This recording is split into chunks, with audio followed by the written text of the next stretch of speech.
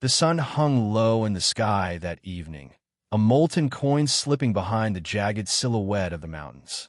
The wind carried the smell of dry sage and the faint tang of distant rain, rustling the edges of the town's wooden boards as if whispering secrets to anyone who would listen. In the streets, tumbleweeds rolled lazily, bumping against the hitching posts with a hollow, patient sound. It was the kind of quiet that wrapped itself around a person, the kind that made every footstep feel louder, every heartbeat a drum echoing against the open plains. At the edge of town, where the dust met the first hint of green prairie, a modest homestead stood stubbornly against the wind. Its wooden boards were worn, their paint peeled to sun-bleached slivers, but the house had a quiet dignity, like a woman standing tall despite the years etched into her bones. Here lived Eleanor, the widow whose hands had known both love and loss, whose eyes carried a depth no stranger could immediately see. She moved through her small yard with a measured grace, tending to her garden where wildflowers struggled against the dry soil. Each bloom seemed a defiance of the harshness surrounding it, a small testament to resilience. Eleanor's mornings were quiet rituals, each one a conversation with memory. The sun caught on the copper strands of her hair as she bent to pull weeds, her fingers brushing the soil with the familiarity of years spent coaxing life from the earth. She spoke little aloud, and the townsfolk often mistook her silence for sorrow. They whispered, in soft tones meant not to offend, about the woman who had lost her husband and refused to leave her lonely corner of the world. Yet she was far from broken. Strength lay not in the clamor of others' approval, but in the steady rhythm of her days, in the careful tending of her home and heart. The town of Dry Creek was a small place, one of those settlements where everyone knew everyone else's history, though often only in fragments. The saloon's sign swung lazily, creaking like an old voice warning of approaching trouble or change. The bartender polished the counter absent-mindedly, eyes flicking toward the horizon as if anticipating the arrival of someone who would not easily be ignored. And, indeed, there's someone.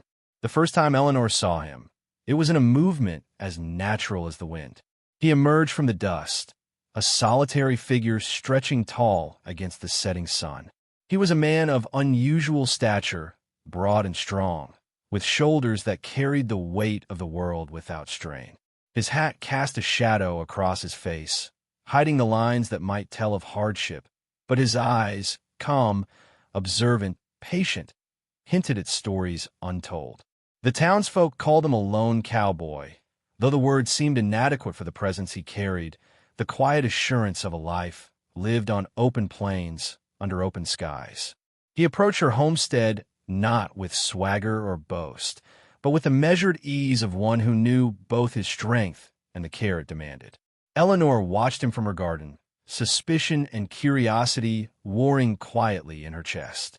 He tipped his hat, and though no words came at first, the gesture was an offering of civility, an unspoken acknowledgement that he meant no harm. Days passed like that, gentle rhythms of observation and tentative steps toward connection. He would appear at odd hours, offering help with tasks that were too heavy for one woman to manage alone. Fixing a loose fence post, carrying a sack of feed, patching a roof that had begun to groan under the weight of neglect. Each act was small, unassuming, yet it carried a weight that Eleanor could not easily dismiss. It was not the size of the man that struck her most, though it was remarkable.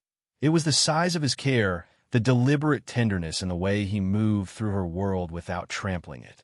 One evening, as the sun bled crimson across the prairie, he helped her repair the fence along the northern boundary of her property. The sky was a painter's palette of gold and violet, and a wind stirred that made the dry grass whisper. Eleanor handed him the hammer, and their fingers brushed lightly. A spark, unremarked yet undeniable, like a soft bell ringing in the quiet. He looked at her then, not with desire, not with expectation, but with something steadier, gentler, a recognition of her endurance, her courage, the way she bore her solitude without complaint. They worked in silence, and in that silence there was a dialogue richer than any words could offer. Each swing of the hammer, Each placement of a post became a rhythm, a shared heartbeat. Eleanor found herself measuring time in these small exchanges. In the subtle ways he noticed the wear of her hands, the tilt of her shoulders, the slight tension in her gaze. He did not pry, did not offer empty comfort. He simply acknowledged her, and in acknowledgement, there was a kind of intimacy that the town had never afforded her. At night, the homestead was a quiet sanctuary, the wind softened by the wall she had built with her own hands. She would sit by the window, a lantern casting its gentle glow across the room, and watch as the cowboy rode back toward the horizon, his silhouette melting into the dusky plains. There was a loneliness to him, too, she realized, a solitude shaped by distance and choice. And perhaps it was this mirrored solitude that made his presence both comforting and disquieting, a reminder that even those who seemed invulnerable carried shadows alongside them. In the town, whispers grew. Dry Creek was not a place accustomed to strangers, and certainly not to men who commanded attention without asking for it. Some scoffed, some gossiped, some watched with wary eyes as Eleanor allowed herself a tentative smile in his presence. She did not know his name, nor did she care to ask. Names mattered little in the face of understanding, in the face of someone who could see the quiet strength beneath her grief, the stubborn resilience that no loss could entirely extinguish. And so, life moved in these gentle arcs of anticipation and reflection. The days were measured, the nights contemplative, and the space between them filled with the subtle music of possibility. Eleanor could feel the pulse of something new stirring in the quiet corners of her heart, a rhythm not of romance hurried, but of connection earned slowly, tenderly, like the first shoots of spring pushing through the frost. Yet, beneath this budding connection, there lingered a shadow, unspoken but felt. Both the widow and the cowboy bore scars, histories that were not easily shared, and both moved with caution. The wind over Dry Creek seemed to carry more than dust. It carried memory, longing, and the weight of choices made long before either had arrived at this dusty intersection of lives. As the sun finally surrendered to night, Eleanor extinguished the lantern, leaving the house in the soft embrace of darkness. The stars emerged slowly, shy at first, then bold, scattering across the velvet sky like droplets of light caught on black velvet. Somewhere on the horizon, the lone cowboy's silhouette merged with the landscape, a reminder that some journeys were not meant to be hurried, and some bonds required the patience of wind and time. It was in this quiet, in the space between work and rest, between grief and hope, that Eleanor began to understand that the world could hold more than what she had lost. It could hold moments of grace, small acts of care, and the possibility that someone might see her fully, not as a widow, not as a curiosity, but as a woman of substance, of depth, of quiet power. And somewhere in that understanding, beneath the weight of the twilight sky, a subtle promise began to take shape, that even in the vast, dusty expanse of life, hearts could find one another, slowly, deliberately, like the patient settling of stars over a waiting town. The morning sun poured over the town of Dry Creek like honey, spilling golden warmth into every corner of the dusty streets.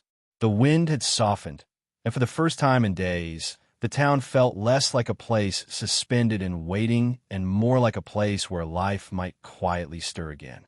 Eleanor moved through her homestead with deliberate calm, her hands guiding the chores that had become the measure of her days.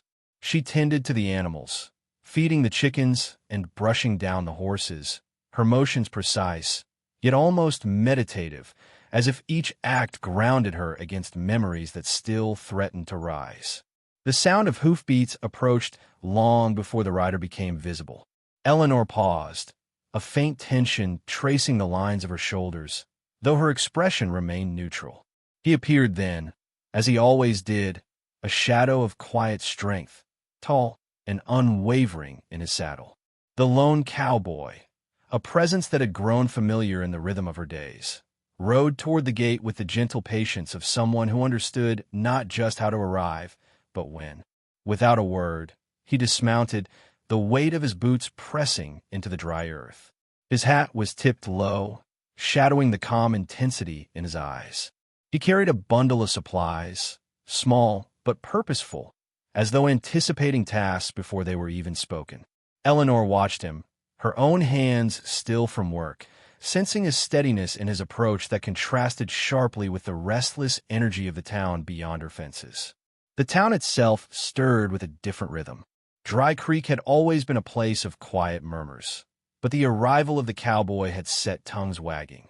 He was a man who drew attention not by loudness or boasting, but by the undeniable gravity of presence. The townsfolk whispered in the saloon and at the market, their voices low but insistent, curious and judgmental. Among them was Harlan Mason, a landowner whose wealth gave him sway over opinion, and whose shallow sense of charm had long convinced him he could win whatever he wanted. He had noticed Eleanor long before the cowboy had, but unlike the visitor, he had not learned the language of patience. Harlan strode into the yard one morning, the brim of his hat tilted at a practiced angle, his boots scuffing against the dust with intention. Eleanor looked up from her work, meeting his gaze with a calm steadiness that he seemed unused to. He smiled, all confidence and entitlement, offering words meant to impress, meant to flatter, meant to persuade. Yet she received them without fanfare, her eyes steady, her lips faintly curved in a smile that was more curiosity than agreement. The cowboy lingered at the edge of the yard, observing with an ease that bordered on protective, not in a way that demanded attention, but in a way that acknowledged what others often failed to see, that Eleanor did not need saving, only recognition. Harlan's voice carried over the low hum of the town, words weaving promises she had no reason to accept. Eleanor remained quiet, and in that quiet, the man's charm lost its luster. She did not reject him with harshness, nor did she accept him with naivety. She simply existed in her truth, and that, perhaps, was more disarming than any gesture he could make. The cowboy stepped forward then, his presence understated yet undeniable. He did not speak immediately. He waited, letting silence do the work that words could not. When he finally did, it was with a simplicity that carried more weight than Harlan's rehearsed flattery. He offered assistance with a broken post along the northern fence, hands steady, movements deliberate. There was no boast in his offer, no suggestion that he was required, only the quiet generosity of a man attuned to what needed to be done. Eleanor accepted, and together they worked. The morning sun warmed their backs, the wind played through the strands of hair escaping Eleanor's braid, and the air carried the faint scent of earth and grass. Harlan lingered nearby, attempting to interject with forced humor, but his presence began to feel intrusive, a discordant note against the steady music of their collaboration. The cowboy's silence was a shield as much as it was a bridge, and Eleanor felt it settle around her like a promise of understanding. As they worked, the rhythm of hammer on post, the pulling of nails, the tightening of rope became a quiet conversation. Each motion spoke of care, of attentiveness, of acknowledgement without intrusion. Eleanor found herself observing him closely, the way his eyes scanned the work, not dismissing anything, the way his fingers, large and calloused, moved with precision, the way he breathed with the patience of someone accustomed to long days and open skies. She felt a connection forming, not in the rush of attraction, but in the slow unfolding of mutual respect and shared effort. By midday, the work was done. Eleanor leaned on the fence, brushing a bead of sweat from her brow, and the cowboy simply nodded, a faint smile touching his lips. No words were necessary. The town beyond her yard hummed with gossip, but in that moment, there was only the quiet satisfaction of accomplishment and a recognition that some things, some people, deserve patience and attention above all else. Later, as the sun dipped lower and shadows lengthened, Eleanor and the cowboy sat on the porch, sipping water from tin cups. The wind stirred, carrying with it the scent of wildflowers and the faint promise of rain. They spoke little, and yet the conversation flowed. Fragments of life, hints of past sorrows, stories told in pauses and glances. Each shared memory was a seed planted, each quiet smile a small harvest of trust. The town, meanwhile, continued its murmuring. Harlan Mason, frustrated by the unyielding calm of Eleanor and the silent strength of the cowboy, grew restless. He attempted to assert influence through subtle means, gestures of control, reminders of the social hierarchy, the wealth that placed him above most others in Dry Creek. Eleanor met each attempt with quiet resilience, her gaze unwavering, and the cowboy stood nearby, not as a guard, but as an acknowledgement that she need not face the world alone. As evening fell, the colors of the prairie deepened into bruised purples and soft indigos. The wind carried the faint laughter of children playing near the town's outskirts, their voices mingling with the distant lowing of cattle. Eleanor moved about her chores, her movements deliberate, yet lighter than before. She began to notice the way the cowboy's presence settled over the homestead like a gentle tide, constant, unassuming, protective without demand. That night, a storm gathered on the horizon, though it remained distant, a promise rather than a threat. Eleanor watched from her window as clouds rolled over the hills, shadows chasing each other across the prairie. The cowboy rode back toward the horizon, his silhouette merging with the darkening landscape. There was a calm in his departure, a rhythm that mirrored her own pulse. She understood, in the quiet of that moment, that some bonds could grow without urgency, that trust and understanding were earned in small, deliberate steps. In the days that followed, small acts continued to knit them together. He helped mend fences, fetch water, and repair broken tools, each gesture a quiet assertion that care could be both strong and gentle. Eleanor, in turn, began to share fragments of her past, not in grand confessions, but in casual observations, a reference to her late husband, a story about a stubborn mule, a remark about the way the wind carried stories across the plains. They listened to each other as one might listen to music, not just hearing, but truly absorbing, allowing it to resonate in the spaces between words. The townsfolk, observing from the edges of their routines, began to notice the change. Dry Creek, which had once seemed frozen in expectation and small-minded chatter, began to feel a little lighter. Whispers of curiosity turned to quiet admiration, though jealousy and skepticism still lingered in some corners. Yet Eleanor felt none of it sharply, for she had found in the cowboy a presence that did not require her to perform for approval.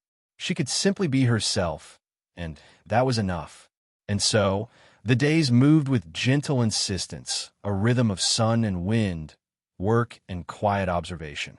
The widow and the cowboy existed in a space where words were secondary to action, where understanding could be expressed in the lift of a hand, the tilt of a head, the shared glance that lingered just long enough to say, without speaking, that they saw each other fully.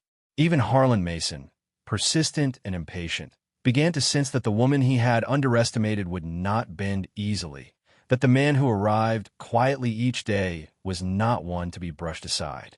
His presence became a foil, a reminder that not all challenges were born from distance or solitude, but sometimes from those who failed to understand the strength found in patience, kindness, and quiet courage. By the time the evening settled into the soft indigo of twilight, Eleanor stood at the edge of her porch, gazing toward the horizon.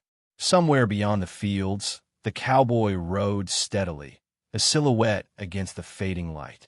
And she understood, in that unspoken knowledge, that connection, real, patient, enduring, was not built in haste, nor in flamboyant gestures, but in the slow, steady accumulation of care, trust, and mutual recognition.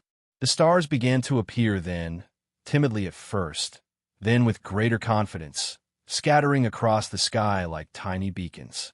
Eleanor felt a quiet anticipation, not of what might happen, but of what could grow. She felt a shift in the rhythm of her life, a sense that the slow unfolding of these days, the careful weaving of shared moments, might lead to something both profound and gentle. And somewhere, far across the prairie, the cowboy sensed it too, a resonance that drew him closer, though not yet in words, but but in the quiet assurance that presence alone could speak volumes.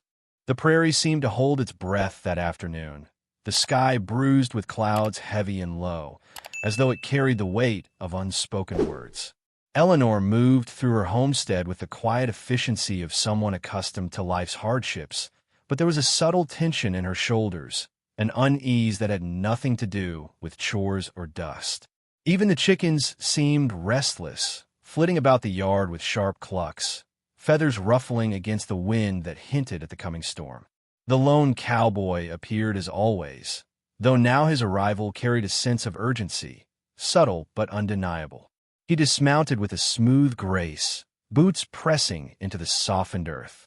His eyes, always calm, held a flicker of concern as he surveyed the homestead, noting the wind tossing the loose boards of the barn roof. There was an unspoken understanding between them now, a rhythm of shared attention, and Eleanor felt it settle around her like a familiar cloak. "Storm's coming," he said softly, his voice carrying the weight of certainty without alarm.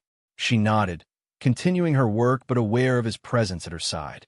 They moved together to secure the barn, tightening latches and tying ropes around the beams, their hands brushing occasionally in fleeting, deliberate touches that spoke of trust rather than desire. It was in this quiet collaboration, under the looming sky, that the first real stirrings of vulnerability began to show. The cowboy, usually reserved, paused, letting his gaze linger on her face. "You've held this place together for a long time," he murmured, almost to himself. Not everyone could. Eleanor felt the warmth of recognition, not pity, in his words. She allowed herself a small smile, a gesture heavier than any spoken praise. "It's not about holding together," she said slowly. "It's about choosing each day to keep trying, even when it's hard." The wind picked up, carrying the scent of rain and the distant tang of lightning.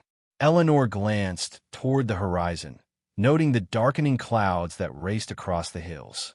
She could feel the first prickle of anxiety, not for herself, but for the life she had built and the fragile order she maintained. The cowboy's presence was a comfort, a steady anchor in the shifting light. The town had begun to stir with whispers again, though now their murmurs carried a hint of admiration. Harlan Mason's attempts to impress or manipulate had grown desperate, and the townsfolk watched with a mixture of curiosity and cautious hope. Yet in the midst of that, Eleanor and the cowboy moved in a world apart, one defined by understanding rather than expectation. Later, as the first drops of rain began to fall, Eleanor and the cowboy sat in the barn, the smell of damp hay surrounding them. The storm rattled the roof and sent shivers through the walls, but inside there was warmth, a pocket of calm in the midst of chaos. It was here that Eleanor allowed herself to speak more freely, revealing fragments of a life she had held before the loss of her husband. "My husband," she began softly, her fingers tracing a knot in the hay, "he had a way of seeing things, little details no one else noticed. And when he was gone," she trailed off, her voice catching for a moment. The cowboy's presence was quiet, patient, holding space for her grief without interruption. "He saw you too," he said gently, after a pause. "Not just who you were, but who you still are." His words were simple, almost casual, but they carried a weight that made her chest tighten. She looked at him then, truly looked, seeing in his eyes the reflection of her own strength, her own quiet courage, mirrored back at her. The storm grew louder, rain pelting against the wooden walls, and lightning flashed across the sky, illuminating the space between them in stark, silvery light. Eleanor shivered, not from cold, but from the intensity of the moment, the raw honesty that had begun to bloom between them. She realized, with a sudden clarity, that she had begun to rely not just on his presence, but on the understanding it represented, a recognition of her resilience, her grief, and her capacity for quiet joy. But the storm was not just in the sky. It carried a threat, small but tangible. Harlan Mason, emboldened and resentful, had taken advantage of the rain to attempt a show of force, riding up to the homestead with a small band of men, hoping to intimidate or assert control. The sound of hooves against wet earth sent a jolt through Eleanor, and the cowboy moved immediately, positioning himself between her and the approaching figures with a calm precision that belied the danger. "Stay inside," he said, voice low, steady. She obeyed, watching from the window as he confronted them, his size and presence a silent warning. Words were exchanged, sharp but measured, and Eleanor could sense the tension stretching tight as a bowstring. She realized then that the cowboy's strength was not just physical. It was the moral force he carried, the unwavering certainty of one who knew what was right and acted without theatrics. The confrontation ended as quietly as it had begun. Harland and his men withdrew, muttering threats that dissolved into the wind, leaving the homestead and its occupants unscathed. Eleanor stepped outside after the storm passed, the ground wet beneath her boots, the sky clearing into soft twilight. The cowboy joined her, their steps side by side, neither speaking immediately, each absorbing the calm after the storm. It was then, in that quiet aftermath, that their bond deepened in ways words could not capture. They moved through the yard together, checking fences, tending the animals, each touch, each glance a silent affirmation that they understood each other's world in ways no one else could. Eleanor felt a trust that was neither rushed nor forced, but earned through moments like this. Moments of shared danger, shared effort, shared understanding. Night fell slowly, and the stars emerged tentatively, one by one, until the sky was a tapestry of distant fires, each a quiet witness to their unfolding connection. The cowboy sat across from Eleanor on the porch steps, the air between them humming with unspoken thoughts. "You've carried this place on your own for so long," he said softly, "and yet you've let me in without asking me to. That takes a kind of strength most people don't understand." Eleanor looked at him, her eyes reflecting the faint starlight. "Maybe it's not about strength," she replied. "Maybe it's about choosing who to let see it, choosing who to trust." And in that moment, they did not need to say more. The wind stirred, rustling the prairie grass like a quiet chorus, and they sat together, a shared heartbeat in the vast expanse of land and sky. There was a beauty in the simplicity, a profound intimacy in the quiet acknowledgement that they had both been seen, fully and without pretense. The days that followed continued in this rhythm. Work, quiet conversation, shared observation, and moments of near touch that lingered long after hands had separated. Eleanor felt a subtle shift within herself, a sense that her grief had room to breathe alongside hope, and that her life, once constrained by loss and expectation, could now expand into the space created by mutual understanding. And the cowboy, too, began to reveal more of himself in these days, small anecdotes, glimpses of past travels, shadows of losses carried silently, all shared without ceremony, all received with quiet respect. It was in these exchanges that Eleanor realized that love, like the prairie itself, was not always dramatic or rushed. Sometimes, it was the accumulation of quiet moments, gestures of care, and the patient witnessing of each other's humanity. Yet even as the bond strengthened, the world beyond their homestead remained unpredictable.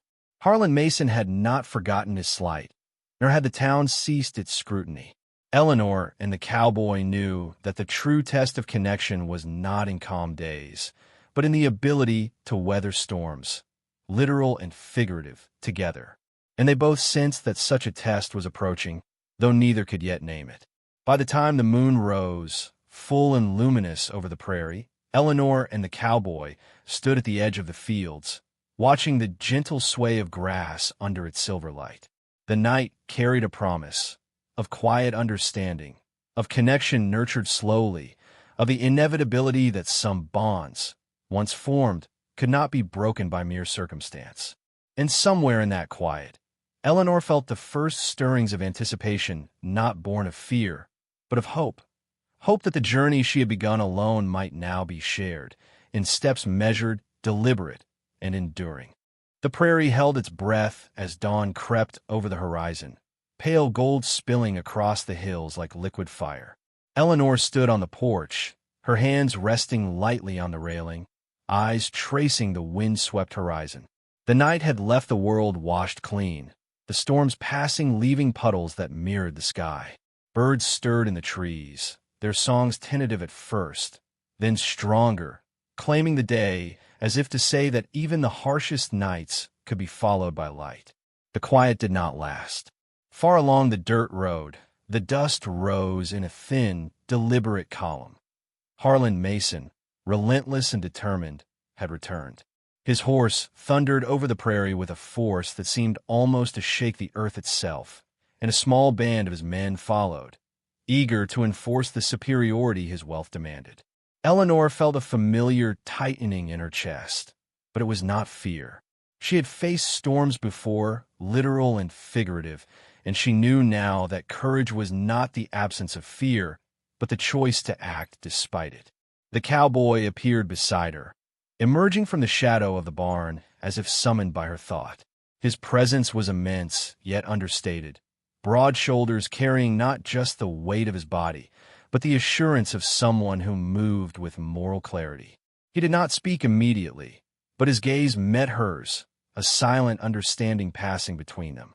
In that instant, Eleanor knew they faced this together. Harlan and his men rode up, the gravel crunching under hooves like a drumbeat of confrontation. Mason's voice rang out, sharp and practiced, meant to intimidate. "Eleanor, you've grown fond of outsiders, but this one won't save you. Not from me." His men laughed, a shallow, brittle sound. Yet the cowboy remained calm, his stance measured, his silence as commanding as any weapon. The confrontation began not with gunfire or fury, but with words and presence. The cowboy stepped forward, slow and deliberate, his shadow stretching long over the sun-bleached ground. He did not raise his voice, did not threaten, but the sheer certainty in the way he carried himself communicated more than any pistol ever could. He was a man of action, yes, but also a man whose integrity shaped the space around him. Harlan sneered, tried to assert dominance. "Step aside, stranger. This woman belongs to her station, and I belong to her town." But the cowboy merely tilted his hat, his eyes steady, and replied in low, measured tones, "She belongs to herself. That's more than either of us can claim." The words hung in the air, heavier than the morning sun, carrying the weight of truth. Mason's anger flared, a spark striking against dry tinder.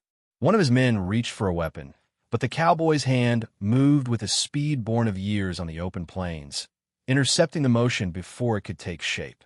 The standoff was silent, taut, a dance of presence and restraint, until Harlan finally recognized that this was no ordinary man he faced. In a last, desperate gesture, Harlan attempted to push Eleanor aside, seeking to assert control through intimidation. But she did not flinch. Instead, she met him with a calm that spoke of inner strength, and the cowboy moved to intercept, but not aggressively, simply positioning himself as a shield and reminder. Harlan's bravado faltered under the quiet force of their combined resolve. It was not violence that ended the threat, but integrity, courage, and the unspoken bond between two people who would not be cowed. Harlan's men muttered uneasily, sensing that their leader's confidence had been hollow. Without further confrontation, they turned, retreating down the road, leaving Eleanor and the cowboy standing in the morning light, the dust settling like applause. Mason's silhouette vanished into the distance, a reminder that some battles are not fought with bullets, but with unwavering presence and truth. The adrenaline ebbed, leaving space for quiet reflection. Eleanor and the cowboy moved together toward the barn, checking that the animals were unharmed and the fences intact. There was no need for words. The rhythm of shared work and mutual understanding had become a language unto itself. Each glance, each small touch, the brushing of hands on a gate latch, the exchange of a water bucket, carried the weight of trust and connection that had grown slowly, deliberately, over weeks of shared moments. As the day unfolded, the prairie seemed to breathe around them. The wind carried the faint scent of sage and rain-soaked earth, and the sky, once heavy with storm, now stretched clear and endless. Eleanor paused at the edge of the field, taking in the horizon, the way the sun glimmered across the wet grass, and the feeling of being seen fully, without pretense, washed over her. The cowboy joined her, his presence neither imposing nor distant, simply steady, grounding, and real. "You've never met a man my size," he said softly, voice almost lost in the wind, yet resonant in its sincerity. "Let me show you how it's done." Eleanor turned to him, a faint smile tracing her lips. The words, though playful on the surface, carried a deeper meaning, a promise not of dominance or grandeur, but of care, protection, and the willingness to meet life's challenges together. She understood fully the weight behind them. It was not just about size, but about heart, integrity, and the courage to stand beside someone without overshadowing them. The evening approached slowly, and they moved through the homestead together, checking fences, tending animals, and sharing quiet conversation. The sky deepened into bruised purples and indigos, and stars began to appear, timidly at first, then with increasing confidence. The prairie seemed alive with light, each flicker a witness to the connection that had formed and strengthened through patience, trust, and understanding. Eleanor finally allowed herself to sit, leaning back against the warm wood of the porch, feeling the day's tension dissolve. The cowboy settled beside her, and for a long moment, they simply watched the stars, listening to the wind whisper through the grass. Words were unnecessary. The quiet share between them spoke more than any dialogue ever could. "I didn't think I could find someone who sees me," Eleanor murmured at last, voice soft as the rustle of leaves. "Not just my strength, but my fear, my sorrow, everything." "You deserve to be seen," the cowboy replied, voice steady, carrying a calm certainty. "Not for what you've lost, but for who you are, and who you will still be." The night deepened, wrapping the homestead in shadows and starlight. They stayed on the porch, side by side, until the first light of dawn hinted at the new day, a promise that life, though unpredictable, was worth facing together. The bond between them was quiet but profound, the kind that grew not in spectacle, but in subtle, steadfast acts of recognition and care. As Eleanor finally rose, the cowboy followed, and together they walked to the edge of the field, the prairie stretching endlessly before them. The wind stirred, carrying the scent of wildflowers and the distant tang of sage. Eleanor felt a sense of peace she had not known in years, a feeling that the world could still hold beauty, grace, and companionship alongside sorrow and struggle. "Stay," she whispered, almost to herself, and he did. Not out of obligation, not out of ceremony, but because in the quiet rhythm of their lives, presence itself had become a promise. They watched the sun rise fully over the horizon, spilling gold across the prairie, and Eleanor realized that the storm had passed, both literal and metaphorical. The cowboy's silhouette stood tall beside her, and for the first time in a long while, she felt truly safe, truly understood, and truly alive. And somewhere in the vast, open prairie, the universe seemed to whisper back, carrying the truth that had become theirs, that courage and care, patience and understanding could overcome threats, heal old wounds, and forge connections deeper than any fear or doubt. The stars faded, giving way to morning light, and Eleanor spoke softly, as if sharing a secret with the wind. "It's not the size of a man or the strength in his hands, it's the size of his heart." The cowboy nodded, a faint smile touching his lips. And in that shared acknowledgement, the story found its end, a gentle, thrilling conclusion, a promise of days to come, and a quiet, enduring love that would carry them across the prairie, side by side, for however long the wind and horizon allowed. As the camera of the mind pans outward over the homestead, the fields, and the endless sky, a voice whispers to the audience, "Remember, the world is patient for those who are brave.